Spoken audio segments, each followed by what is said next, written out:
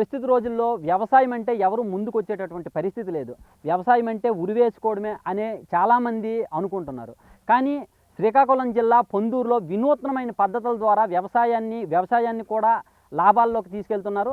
అంతర పంటలు అనేటటువంటి కొత్త కాన్సెప్ట్తో వీళ్ళు లాభాలు ఆర్జిస్తూ ఇంకా చాలామంది కూడా ఈ పద్ధతులనే ఆచరించాలని చెప్తున్నారు. అలాంటి రైతులు మనతో ఉన్నారు. వాళ్ళని ఒకసారి అడిగి తెలుసుకుందాం. ఎలాంటి పద్ధతులు ఆచరిస్తున్నారు, ఎన్ని లాభాలు వస్తున్నాయి అనేది వాళ్ళని అడిగి తెలుసుకుందాం. చెప్పండి, ఈ అంతర పంటలో ఎప్పటి నుంచి స్టార్ట్ చేశారు, దీనివల్ల ఎలాంటి లాభాలు ఆర్జిస్తున్నారు? ఓకే, నేను ఒక పొందూరు రైతునండి. నాకు ఉన్నటువంటి భూమి విస్తీర్ణంలో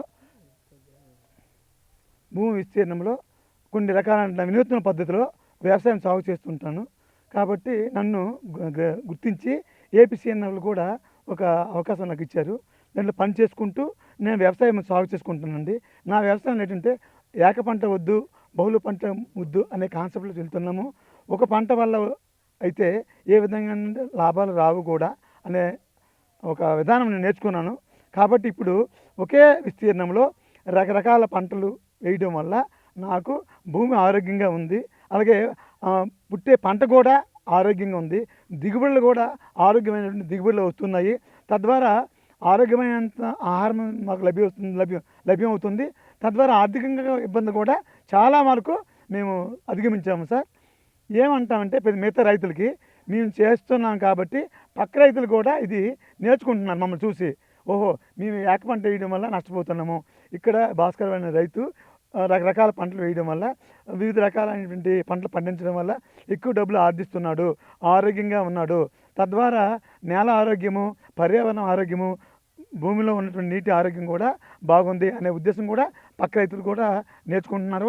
వాళ్ళు కూడా అవలంబించడానికి ముందుకు వస్తున్నారు. కాబట్టి వాళ్ళు కూడా మేము ఆచరిస్తున్న పద్ధతుల్ని నేర్పిస్తున్నాము. కాబట్టి వాళ్ళు కూడా ముందుకు వెళ్తారండి. ఇప్పుడు ఈ అంతర పంటలు అనేవి అన్నీ ఎలాంటి నేల మీద అయినా సరే పండొచ్చా? అంటే మెట్టు పల్లం అనే డిఫరెన్స్ ఏమీ లేకుండా అన్నింటిలోనే పండించవచ్చా, లేకపోతే స్పెసిఫిక్గా ఇటువంటి నేలలోనే ఈ అంతర పంటలు అనేవి పండించడానికి అవకాశం ఉందా? ఈ వ్యవసాయంలో పర్టికులర్ నేలని కాదండి. అంతర పంటల్లో ఏ నేలలోనే కూడా సూటబుల్లే. ఒకవేళ నీరు ఎక్కువగా నిల్వ ఉండే భూమిలో ఇది పనికిరాదండి. నీరుని పీల్చుకునే గుణం ఉండాలి. అలాగే నీరు స్టాక్ ఉంటుంది కొన్ని భూముల్లో. అటువంటిప్పుడు ఇది పనికిరాదు. కొన్ని రకాల భూములు కూడా ఇప్పుడు అంతర పంటలు వేయడం వల్ల నేల స్వభావం కూడా మారుతుంది. భూమిలో నీరుని ఇంకం చేసుకొని లోపల మన అంతర పంట వేయడం వల్ల లోపల చేసుకుంటుంది. అలాగే ఒకవేళ ఎండ ఎక్కినా భూమి పట్టుకొని ఉంటుంది తేమని.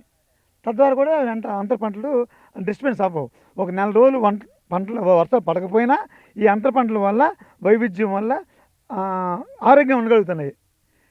అందుకనే ఎక్కడ కూడా ఈ అంతర పంటలు సాగు చేసుకోవచ్చు అనేది నా నమ్మకం అండి.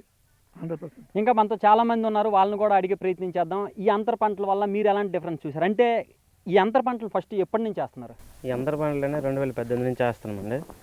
ఈ అంతర పంటల వల్ల ఏమంటే మనకి ఇప్పుడు ప్రధాన పంటకి వచ్చే ఆదాయం ఖర్చు ప్రధాన అంతర పంటల ద్వారా తీస్తామంట. అంటే ప్రధాన పంట కొంత ఖర్చు అవుతుంది కదా, 17,000 20,000 అంత ఖర్చు.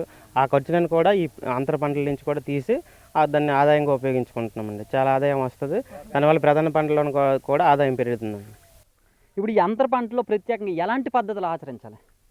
ఈ అంతర పంటల్లో ఆచరణ అంటే కొన్ని రకాలైన పద్ధతులు ఉన్నాయి. ఘనజీవామృతం అని, ద్రవజీవామృతం అని. అలాంటి పద్ధతులు పాటించడం వల్ల అంటే భూమి ఒక స్వభావం అనేది ఇంతకుముందు ఉన్నట్లు ఇప్పుడు లేదు. ద్రవజీవామృతం, ఘనజీవామృతం వల్ల వేయడం వల్ల భూమి అనేది దాని సారవంతాన్ని మళ్ళీ వస్తుంది. దానివల్ల మనమేమో ఏ పంటలు వేసుకున్నా దానికి ఎటువంటి ఎరువులు వేయకుండా ఈ ఘనజీవామృతం, ద్రవజీవామృతం వేయడం వల్ల మంచి దిగుబడి వస్తుంది. నెక్స్ట్ భూమి సారవంతం కూడా పెరుగుతుంది. ఈ ద్రవజీవం అంటే మన బిగ్ టీవీ వ్యూవర్స్కి అర్థమయ్యేలాగా ఒకసారి చెప్పండి. ఘనజీవామృతం అంటే ఇప్పుడు మన నాటావు ఉంటుంది కదండి, నాటావు పేడ 2 కేజీలు అంటే ఒక 100 కేజీలుగా ఒక పేడ తీసుకొని 2 కేజీల పప్పు దినుసుల పిండి, ఏదైనా పప్పు దినుసుల పిండి, అలాగే 2 కేజీల బెల్లం, గుప్పుడు పుట్టమన్ను. అంటే అక్కడ పుట్టమన్ను ఎందుకని వేయమంటున్నామంటే అక్కడ స్వభావం అనేది ఎటువంటి పురుగు మందులు కానీ ఎటువంటి ఎరువులు కొట్టరు కాబట్టి దాన్ని మంచి స్వభావం ఉన్న మట్టి కాబట్టి ఆ మట్టి కూడా గుప్పుడు మట్టి తీసుకొని వేసి ఒక తార్ప వేసి అనమాట. తార్ప మీద కొంచెం చిన్న చిన్న ఉండలుగా మొత్తం కలిపేసి చిన్న చిన్న ఉండలు చుట్టుకొని ఒక వారం రోజులు అంటే 8 రోజులు నీళ్ళలో ఆరబెట్టాలి. తర్వాత మళ్ళీ మొత్తం గుండ కొట్టేసి తర్వాత మళ్ళీ మనం ఎరువుగా ఉపయోగించుకోవచ్చండి. అంటే ఇప్పుడు మీరు చెప్తుంది ఈ అంతర పంటల్లో ఆ సేంద్రీయ వ్యవసాయం కూడా జరుగుతుంది. అవునండి. ఈ అంతర పంటల వల్ల సేంద్రీయ వ్యవసాయం కూడా చేస్తూనే సేంద్రీయ వ్యవసాయం పద్ధతుల ద్వారా చేస్తున్నామండి ఈ అంతర పంటలు కూడా. ఎందుకంటే ఇప్పుడు ఉన్న రోజుల్లో ప్రతి ఒక్కరికి కూడా ఆరోగ్యాలు అనేది చెడిపోతున్నాయి అనమాట. ఎందుకు చెడిపోతున్నాయి అంటే అంటే ఏదైతే ఎరువులు వాడుతున్నారో మనం ఎరువు వేస్తామంటే మనం భూమి తీసుకుంటుంది అనుకుంటున్నాం. ఆ ఎరువు ఏమనేది మొక్కకి ఇచ్చి మళ్ళీ మొక్క నుంచి మనమే తింటాం కాబట్టి దానివల్ల మనం ఆరోగ్యం చెడిపోతుంది. అందువల్ల ఈ సేంద్రీయ వ్యవసాయం పద్ధతుల ద్వారా చేయడం వల్ల ఆరోగ్యం బాగుంటుంది, దిగుబడి వస్తుంది, ఖర్చు తగ్గుతుంది. ఇప్పుడు ఇంకా మనతో చాలామంది ఉన్నారు, వాళ్ళతో కూడా మాట్లాడి ప్రయత్నించదు. ఇప్పుడు ఈ అంతర పంటలు అనేవి మీరు ఎప్పటి నుంచి వేస్తున్నారు? ఈ అంతర పంటల వలన పెట్టుబడి వచ్చే రాబడిలోని డిఫరెన్స్ అప్పటికి ఇప్పటికి ఎంత డిఫరెన్స్ మీరు గమనించారు? నమస్కారం సార్, నా పేరు మల్లేషు. అయితే గత 4-6 సంవత్సరాలు, సుమారుగా 6 సంవత్సరాల నుంచి ఈ యొక్క అంతర పంటలు అనేది వేయడం జరుగుతుంది. ఈ అంతర పంటలలో ఒక్కొక్క రకమైన పంటకు ఒక్కొక్క రకమైనటువంటి అంతర పంటలు మనం వేసుకోవాలి. ఒక మిరప అనుకోండి, మిరపకు సంబంధించినటువంటి అంతర పంటలు వేసుకోవాలి. మొక్కజొన్న అనుకోండి, మొక్కజొన్నకు సంబంధించినటువంటి అంతర పంటలు.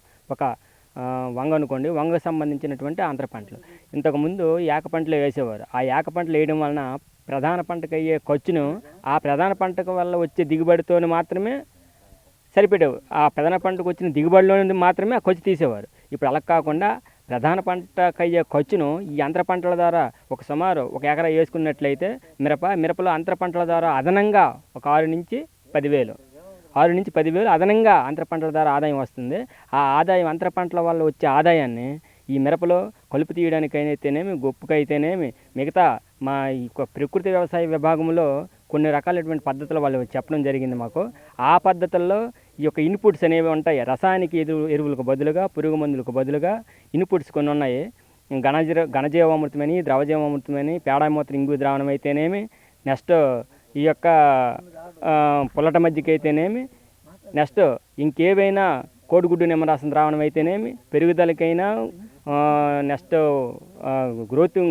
గ్రోత్ ప్రమోటర్స్కైనా అయ్యేటటువంటి ఖర్చులు కూడా దుక్కులకి అయితేనేమి, ఈ దుక్కుల నుంచి స్టార్టింగ్ పొలం సిద్ధం చేసినటువంటి దుక్కుల నుంచి లాస్ట్ కలుపు పంట కోసినంత వరకు అయ్యేటటువంటి ఖర్చును మనం అంతర పంటల ద్వారా అది సరి చేసుకోవడం జరుగుతుంది. అప్పుడు ప్రధాన పంట వలన వచ్చేటటువంటి ఆదాయం మనకు మిగులవుతుంది.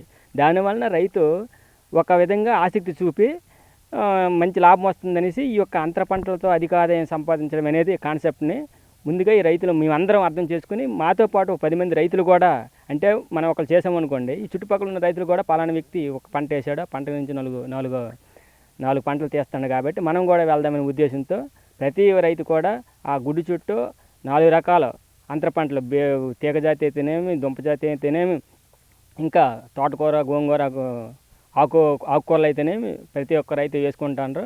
ఇది కూడా ముందుకు వెళ్ళి ఇంకా చాలామంది కూడా వేస్తారని మాకైతే గట్టి నమ్మకం ఉంది సార్. Thank you. చూస్తుంటారు కదా, ఈ రైతులందరూ కూడా అంతర పంటల వల్ల చాలా లాభాలు ఆర్జించవచ్చు. ఈ లాభాల వలన నష్టాలు తగ్గడమే కాకుండా ఈ అంతర పంటలు ఏవైతే ఉన్నాయి, ఈ అంతర పంటల వలన రైతు వ్యవసాయం మీద ఆసక్తి చూపేటటువంటి అవకాశం ఎక్కువగా ఉంటుంది.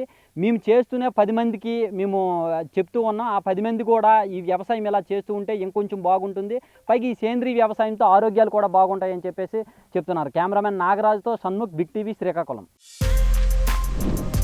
For more videos like this, subscribe Big TV channel.